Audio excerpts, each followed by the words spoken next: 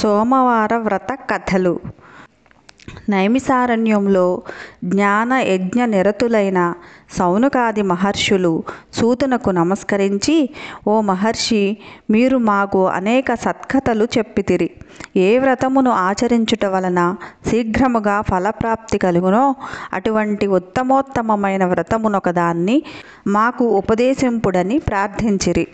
అంతటా సూతుడు, మహాత్ములైన మహర్షులారా, ఒకరోజు కైలాసములో దివ్య రత్నఖచిత సింహాసనంపై కూర్చొనియున్న పరమేశ్వరుని పార్వతి ఏకాంతంలో ఇట్లా ప్రశ్నించింది. స్వామి, నేను మీ వద్ద అనేక శాస్త్రములను, ఆగమ విద్యలను నేర్చుకున్నాను. సర్వకాల సర్వావస్థలలోనూ అల్ప ప్రయాసచే మహత్తరమైన ఫలమును ప్రసాదించు వ్రతమునొకటి నాకు ఉపదేశించుడు. అది విని మందహాసముతో సదాశివుడు, ప్రియా, నీ ప్రశ్న ఉచితముగాను లోకోపరిగాను ఉన్నది. లోకహితము కోరిన నీకు ఒక శ్రేష్టమైన వ్రతము చెప్పెదను అంటూ ఇలా చెప్పసాగాడు. నక్షత్రములలో సూర్యుడు, గ్రహములలో చంద్రుడు, నదులన్నింటిలో గంగానది, ఇంద్రియములలో మనస్సు ఏ విధముగా శ్రేష్టమైనదో వ్రతములన్నింటిలో ఈ సోమవార వ్రతము శ్రేష్టమైనది. ఈ వ్రతమునకు షోడశ సోమవార వ్రతం అని పేరు. దీని మహిమలను వర్ణించుట అసాధ్యము. భక్తిపూర్వకముగా దీనిని ఆచరించువారు ఏదేది కోరుకొందురో దానిని వారు శీఘ్రముగా పొందుతారు. దరిద్రులు ధనవంతులు అవుతారు. కన్యలు యోగ్యులైన వరులను పొందుతారు. ముత్తైదువులు అఖండ సౌభాగ్యమును పొందుతారు. రోగులకు సంపూర్ణ ఆరోగ్యము కలుగును. ఎడబాసిన భార్యాభర్తలు ఒకరినొకరు చేరుకొందురు. ఈ విధంగా ఇది పరమ మహిమాన్వితమైన వ్రతము అని చెప్పెను. అంతటా పార్వతి, స్వామి, దయచేసి ఈ వ్రతమును ఆచరించు విధానమును అనుగ్రహింపుడు అని ప్రార్థించెను. ప్రియా, ఇది భక్తిపూర్వకముగా ఆచరించవలసిన వ్రతము. ఈ వ్రతమును ఆచరించుటకు ఆషాఢ మాసపు పౌర్ణమి నుండి కార్తీక మాసపు పౌర్ణమి వరకు వచ్చు 4 నెలలు ప్రాశస్తమైనవి. ఆ రోజులలో వచ్చు 16 సోమవారములలో ఈ వ్రతమును చేయవలను. సోమవారం నాడు ఉపవాసం ఉండాలి.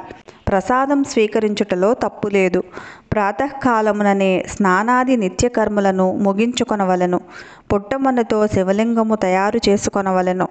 వెండి, ఇత్తడి వంటి శ్రేష్టమైన లోహములతో చేసిన లింగమును కూడా ఉపయోగించవచ్చును.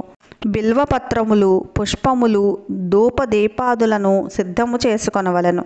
నైవేద్యము కొరకు గోధుమ నూకను వేపి ముద్ద చేసి దానికి కావలసినంత నెయ్యి, బెల్లము కలిపి ఉండలు చేయవలెను. ఈ వ్రతమునకు కావలసిన ప్రసాదం ఇదే. ప్రసాదమును శివునకు నైవేద్యము పెట్టి దానిని 3 భాగములుగా చేయవలెను.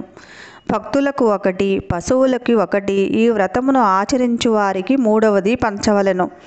ఆ రోజు ఉప్పు తినరాదు. ఇదే విధముగా ఆ 16 సోమవారాలు శ్రద్ధాభక్తులతో ఆచరించవలెను. 17వ సోమవారంన ఉద్యాపన చెయ్యవలెను. 16 సోమవారములందును పూజించిన మట్టి లింగములను 17వ సోమవారం నాడు జలమునందు వదిలివేయవలెను. ఆ రోజున రూజా బ్రాహ్మణులకు అన్నదానము యథాశక్తి చేయవలెను. ఈ విధంగా వ్రత విధానమును పరమేశ్వరుడు పార్వతికి ఉపదేశించెను. అది విని పార్వతి, స్వామి, ఈ వ్రత విధానము చెప్పి అనుగ్రహించితిరి. దీనిని ఎవరెవరు ఆచరించి ఎటువంటి ఫలములను పొందగలిగిరో వివరముగా తెలుపవలెను అని ప్రార్థించెను. అంత శివుడు వ్రత పూజాఫలమును చెప్పనారంభించెను. పార్వతి, చాలా కాలం క్రితం ఈ వ్రతమును ఆచరించుట వలన నీవే నన్ను భర్తగా పొందితివి. గిరిజా కళ్యాణ సంఘటన ఇంకను నాకు జ్ఞాపకము ఉన్నది. నేను నీకు పతి కావలెను అను ఉద్దేశముతో నీవు ఘోరారణ్యములో తీవ్రమైన తపస్సు చేసితివి. అప్పుడు దేవతలు, సప్త ఋషులు నా వద్దకు వచ్చి, ప్రభు, నిన్నే నమ్మి తపస్సు చేయుచున్న హైమవతిని అనుగ్రహించరాదా, ఆలస్యమెందులకు అని ప్రార్థించిరి. నేను బ్రహ్మచారి రూపంలో వచ్చి నిన్ను పరీక్షించితిని. నిన్ను సంబోధిస్తూ శివునికొన్న అవలక్షణములన్నింటినీ వర్ణిస్తూ, శివుడు విరూపి, అపవిత్రుడు, మొరటు వ్యక్తిని, అతనిని నీవు ఎందులకు వివాహమాడదలిచావు? వేరెవరినైనను వివాహమాడరాదా అని పరిహసించి తిని. అంతటా నీకు పట్టరాని కోపం వచ్చెను. కోపంలో కన్నులు ఎర్రబడి, శివనింద మహాపాపం, శివుడు లేనిచో నేను బ్రతకలేను, వేరొకరిని కన్నెత్తి కూడా చూడను అన్న నీ దృఢ నిశ్చయాన్ని ఖచ్చితంగా తెలిపితివి. అప్పుడు నేను నా నిజస్వరూపంతో నీ ముందు ప్రత్యక్షమయ్యాను. నీవు 16 సోమవారాల వ్రతం ఆచరించుటచే నీ కోరిక తీరినది. గిరిజా కళ్యాణం అతి వైభవంగా దేవఋషుల గంధర్వుల సమ్ముఖంలో జరిగినది. ఈ విధంగా వ్రతాచరణ వలన నేను నీకు పతినైతిని అన్నాడు పరమేశ్వరుడు. అంతటా పార్వతి కూడా సంతుష్టురాలై, స్వామి, నాకును జ్ఞప్తి కొన్నది. అయినను ఆ వ్రతమహిమ మీ ముఖత లోకానికి అందించడానికే అడిగాను. నావలే వేరెవరు ఈ వ్రతమును ఆచరించి పుణ్యఫలమును పొందిరో చెప్పవలనని ప్రార్థించెను. సదాశివుడు ఇతర సంఘటనలను చెప్పనారంభించెను.